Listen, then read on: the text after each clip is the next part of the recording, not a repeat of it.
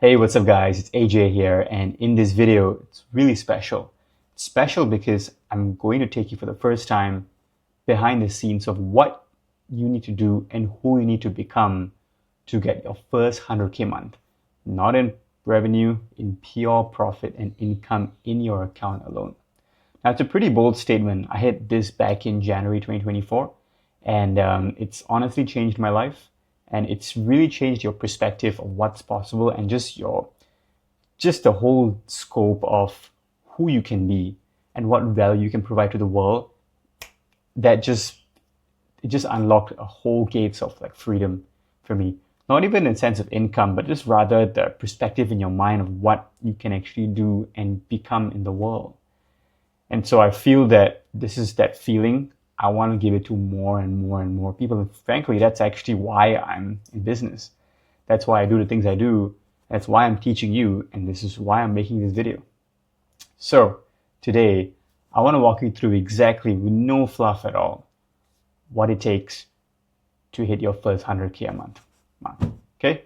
If you're a copywriter, you're an agency owner, you provide a service, but you want to move away from your one-hit wonder and away from like the crash and burn cycle into a consistent income and to hit your first 100K month, then this video is for you. I'm going to be digging through a lot of the principles and concepts here and things that maybe you've heard before, and to have it laid out from you, I think is really going to help you. So the first thing you want to have is, where are you at right now? And if you're watching this, most of the people that I help or people who come to me who want a profit share, who have done it successfully, usually they're about 5 to 10K a month. Actually, I take that back, because the people I work with are between 15 to 20K a month. And so this is where they're at. Maybe they are an email copywriter,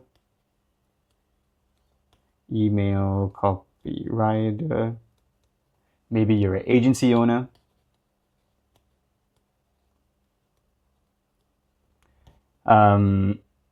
What else? You do all sorts of like services, so like funnels, VSL, like copy related stuff. That's where you are.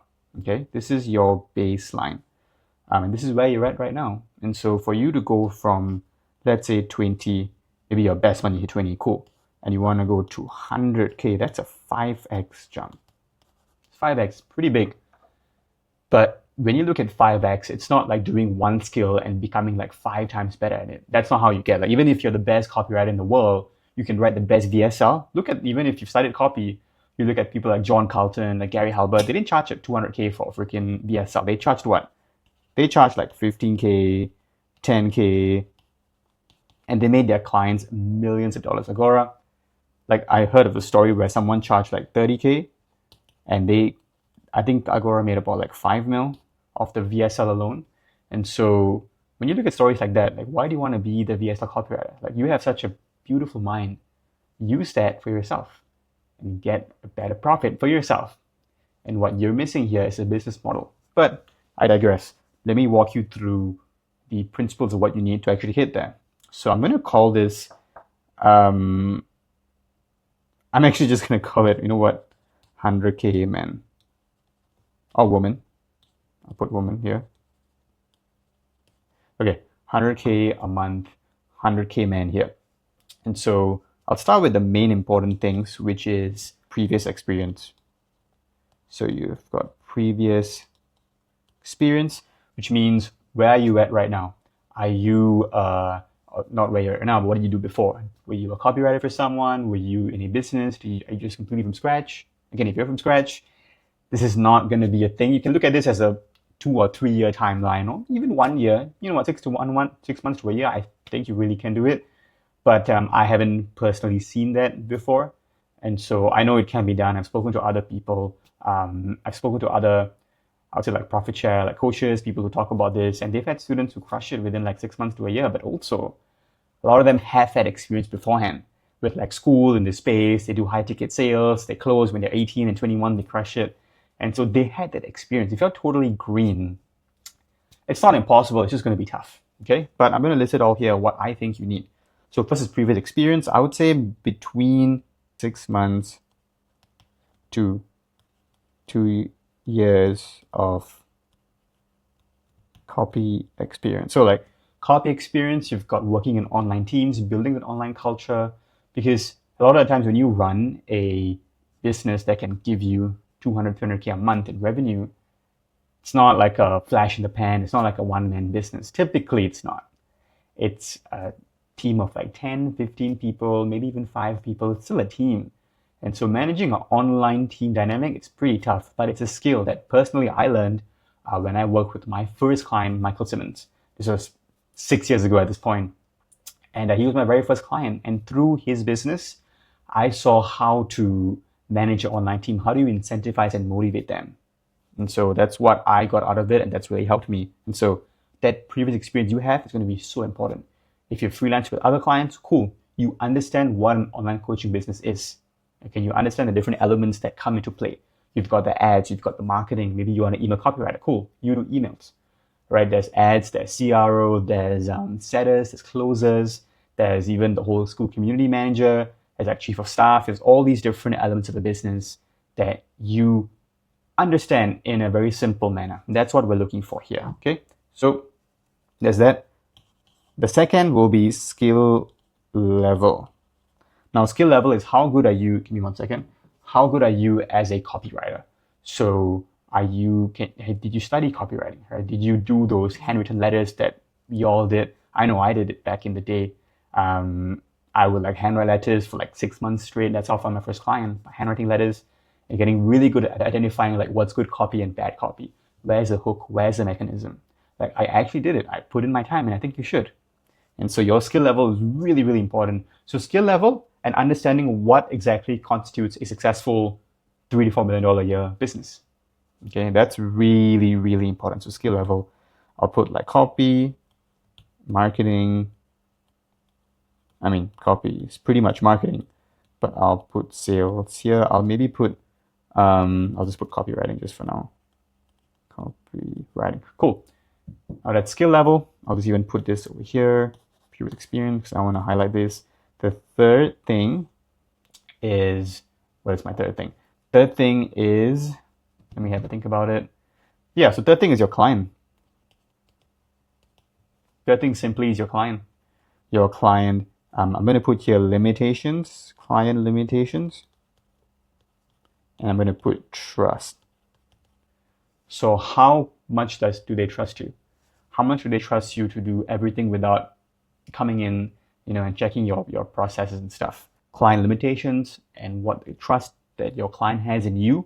So limitations, when I mean limitations, I'm saying what is his ideal lifestyle like? For example, my previous business partner, Scott, limitations are does not want to work too much.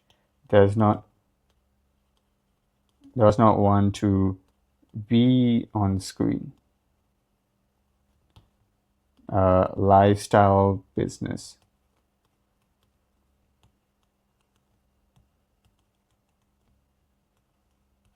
So does not want to be on screen. What I mean by that is that he didn't want to be so much on the screen. He didn't want to like be involved in our Slack. He just left me to do everything because he trusted me, and that's like he was comfortable doing that because he was a real estate investor. He's a coach, of course, but his main thing is an investor. And so he really spent a lot of time wholesaling, talking to setters, talking to like the leads, driving by appointments, all that stuff. He and his wife will be doing it.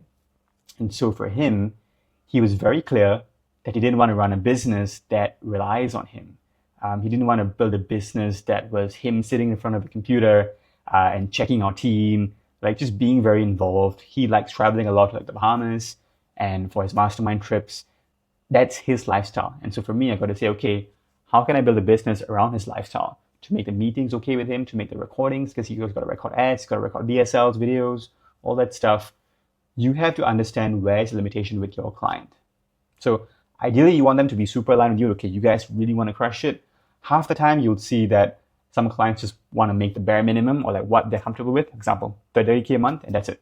And then it's up to you to drive it and scale it higher and get it to newer heights.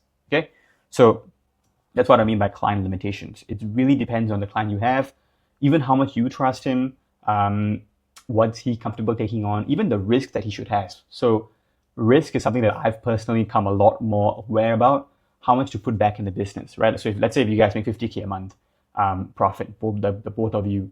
And so you're like, okay, how much do we put in the business as well? And do we know that we're guaranteed a profit?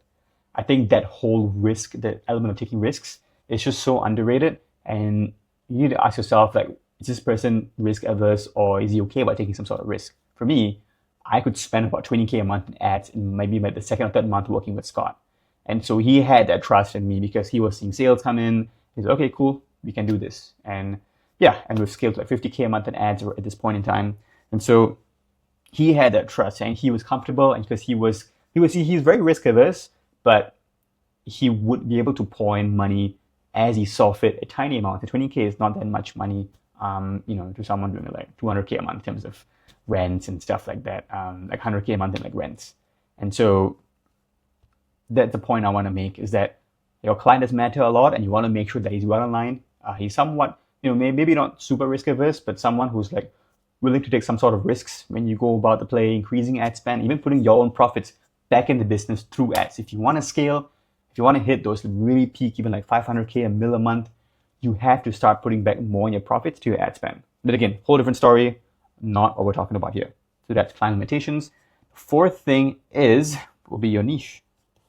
Fourth thing will be niche business. And so your niche is super important. I'd say most people think this is number one. I don't think so. I think this is like one of the elements. So your niche is so important. You can't be part of a dying niche. What's a dying niche? In-person newspapers. Very, very much a dying niche. I would even say that, I'll go as far as to say that anyone involved in education, in like preschool, kindergarten, even primary school, especially in Singapore, where I'm from Singapore. So I live in Australia now, but I work with US businesses mostly. But in Singapore, fertility is completely screwed. And so in Singapore, if you sell to primary school parents, you sell to like kindergarten parents, it's a harder market because the growing pool of kids is going to be smaller and smaller because Singapore has an atrocious fertility rate. And so there's going to be a lot more older people rather than kids. And so you see schools closing down, you see a lot of junior colleges closing down or merging together. And this is the reason why. And so if you are serving the aged healthcare market or like aged market above like 50s, you're teaching them to like reskill, bam, that's such a better market compared to somewhere where it's like preschoolers, where you're aiming those like young kids. For me, that's not something I want to do. Awesome, so the people doing it, hell yeah. But in terms of a business that's scalable to profit share, it's going to be a harder sell. That's all I'm saying. And so for me, I chose real estate. That's the reason why I chose real estate. Am I a big fan of real estate? Not really, no. Real estate, I don't really care too much about real estate, but I was involved in it for years. I knew that this is such a profitable niche because when you talk about real estate, people need to have money first. Already by the niche itself, you're isolating the people to come in that already have money because you can't invest in real estate without having money. But side note, we have a business that teaches them how to do it without having any capital. Slow flips, you buy 30K a month. You buy 30K properties in the Midwest, and then you just scale there and you acquire the capital from private lenders. So we do teach you like that, but again, what is the traditional connotation of real estate? You have money. You have money first, right? So when you talk about 200K homes, 100K homes, even a mil homes, you need money. Again, so that's why I saw it as a great niche to be a part of.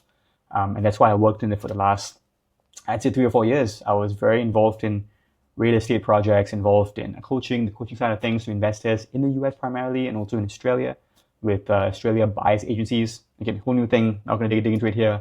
But that's why I chose my positioning and my niche as real estate. Okay, very, very, very important. We have a 5th and 6th and 7th here that I'm just starting to remember because I did this training a little while ago. The 5th is the ability focus is the 6th. 5th is team. Team. So important.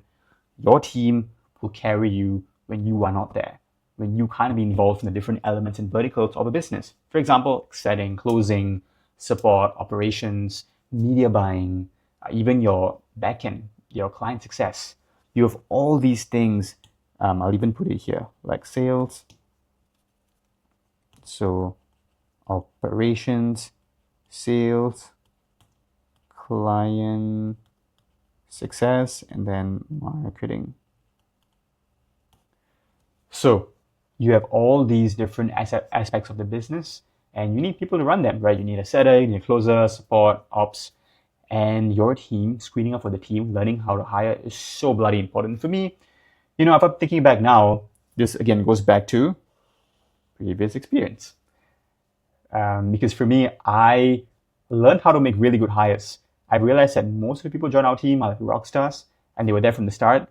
Maybe I was like ops manager sometimes, like I needed to find the right person for that. Maybe there's a few roles that, okay, I took some time, but I'd say out of the 15 employees we have, I'd say like 13 of them were like bang on, straight on target. First person that I got was like a rock star. And so the way I did this was to screen people. You have to screen your freaking employees. You need to know what makes a good employee from a bad employee from the start. And so even when I hired VA, so back in the day, I'd say between 2020 and 2023, when I first started making money, I would always want to outsource things and reclaim my time back. And so I would be hiring a VA. I'd be hiring assistants. And so I had to learn how to hire assistants. And I would do things like when you have an Upwork, I would hire from Upwork predominantly. And I would put, for example, if a job post, a cover letter, and then at the top of my job post, I'd be like, hey, if you see this, start your cover letter with the color blue. And the middle part, I would say, hey, if you see this, start your letter again with slow flips. And then at the end of the whole job description, I'll be like, hey, if you see this, please send me the link to your favorite song on Spotify. So again, there's 3 screening mechanisms that I have in my job post.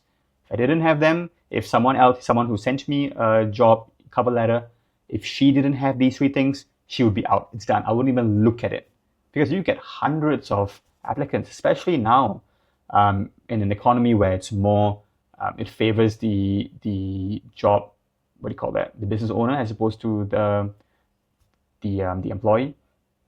Because it's favoring the business owner a lot more, you're going to have a lot more people, a lot more applicants. And so you need to really screen the muck, the gold diamond from all the muck, the gold, the diamond, seriously, that's the freaking rock star in all the mud. You need to spot that. And this is one screening mechanism I used.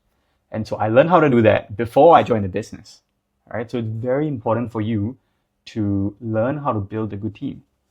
So that's number 5. Number 6 is arguably the most important because it's the ability to focus. Ability to focus. Need I even say more?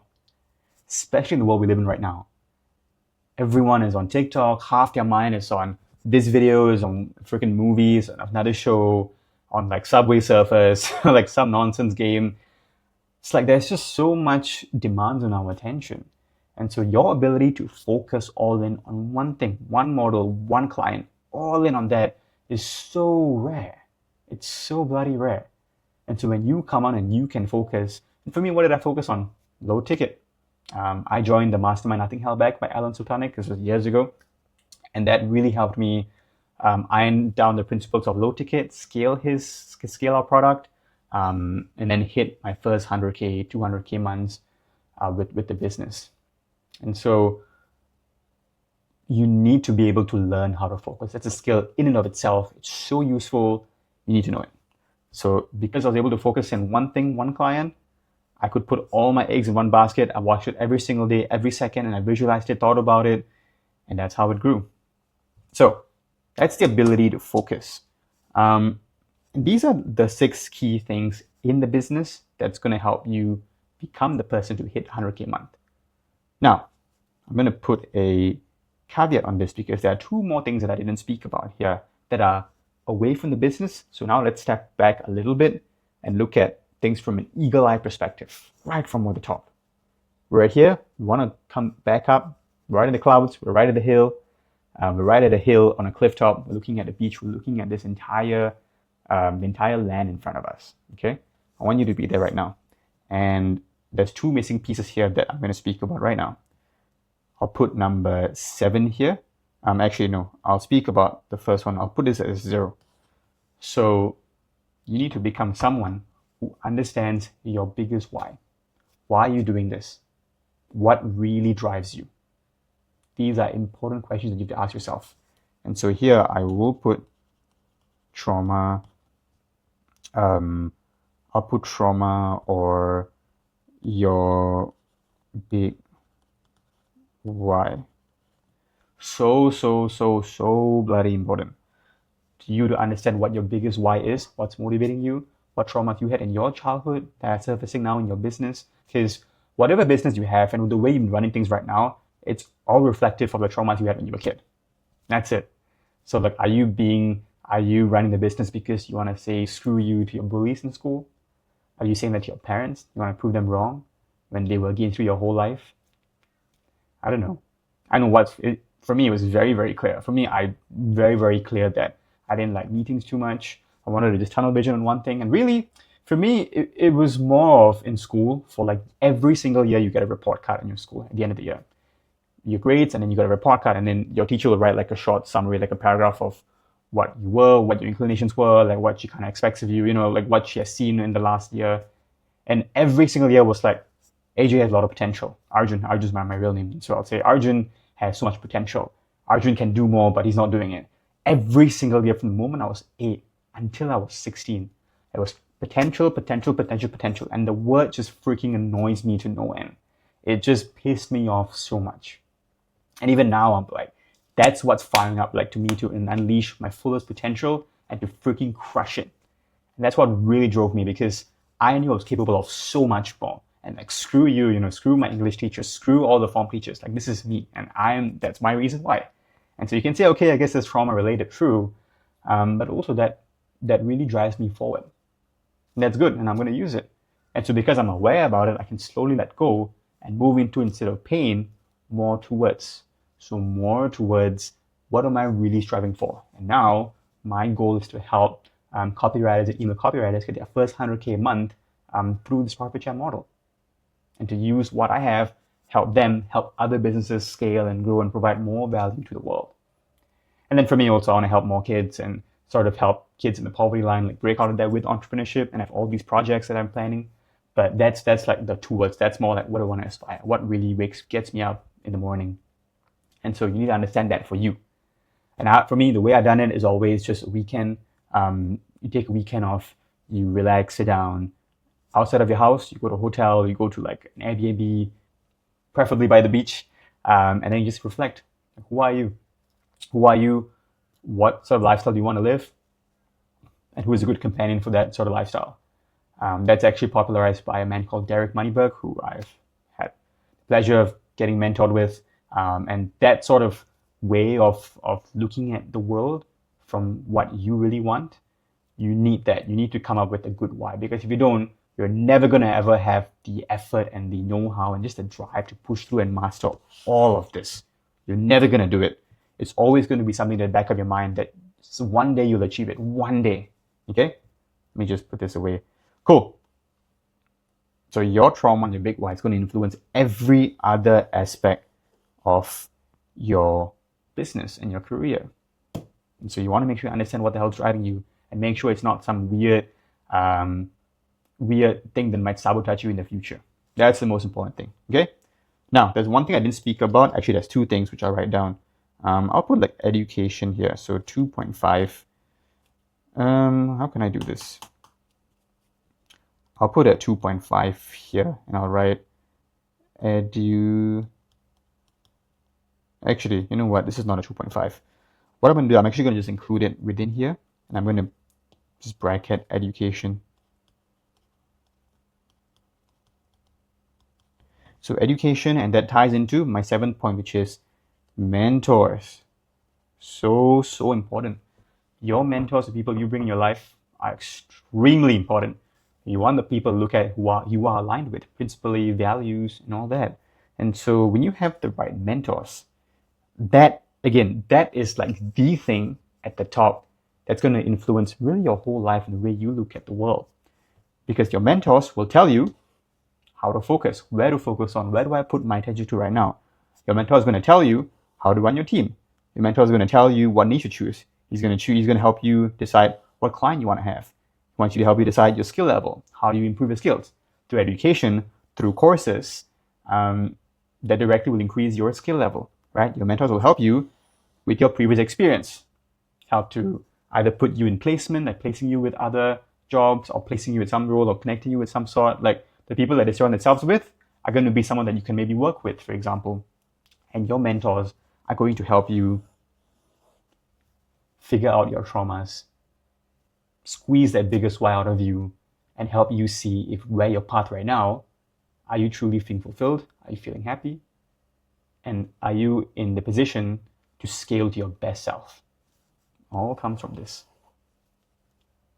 And so I personally have put in so much time and effort into my own education in terms of the courses that I took, the people that I got coaching from. You got a Facebook ads coach. I've got a fitness coach. I had a business coach multiple times in my career, multiple times in different masterminds that I joined, the people you're with, just my network alone. Like half my current team came from my network, my referrals, of like my friend's business, and I trust him, and I hired his marketing manager. Oh my God, it was awesome. I hired my friend's media buyer and CRO girl. Freaking best thing ever that happened in the business. Complete rock star, right? And all came from who do you want to surround yourself with? Okay, so there you have it. These are, I'd say, the 8 building blocks of the person you need to become to get that 100K a month. There's no piece here that you can really miss out if you don't want to be like stressed, or you don't want, you can maybe miss one thing, but you're gonna be stressed, you're gonna be out of control, you're gonna take like longer than you would like to get your first 100K a month. And so follow all these, and you're going to help yourself help you. Okay, so I hope this helps. I hope this showed you exactly the wide breadth of what you need to achieve your goal. And it's really possible. At the end of the day, I've seen so many guys crush it. Guys and girls actually completely crush the profit share model. And it's my job right now. It's my drive right now to help you do the same. Your first 100K month. When you hit that, everything changes in terms of your mindset. Like everything changes for you. The way you perceive the world changes. The way what you think is possible completely uplifts himself. So yeah, I hope this makes sense. I hope this is a good overview. I hope that each point was pretty clear to you. And I'm happy to do even a series about it, dive deeper into like the biggest why, experience, skill level, client, niche, business, team that you need to build, what to focus on, and who your mentor should be, what you should be looking out for, and who's worked with me in the past. And yeah, I'll leave it here for now. If you're watching this, I really appreciate you. This was awesome. I'm super excited to help you on the road to your first 100K month. So before I go, if you want to game plan a client that you have right now that you're thinking, hey, can I profit share with them? Awesome. Bring them to me. I'm happy to help you. So if you don't know, I profit share with a real estate coaching business. We do about 300K, 250K months regularly. We've personally done about 600K in income, in like pure revenue for the month at our highest. And so I would love to help you game plan a strategy to help you crush it with your profit share client. Make sure you skip through all the bad stuff.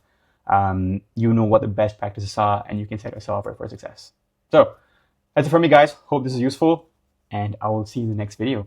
Peace.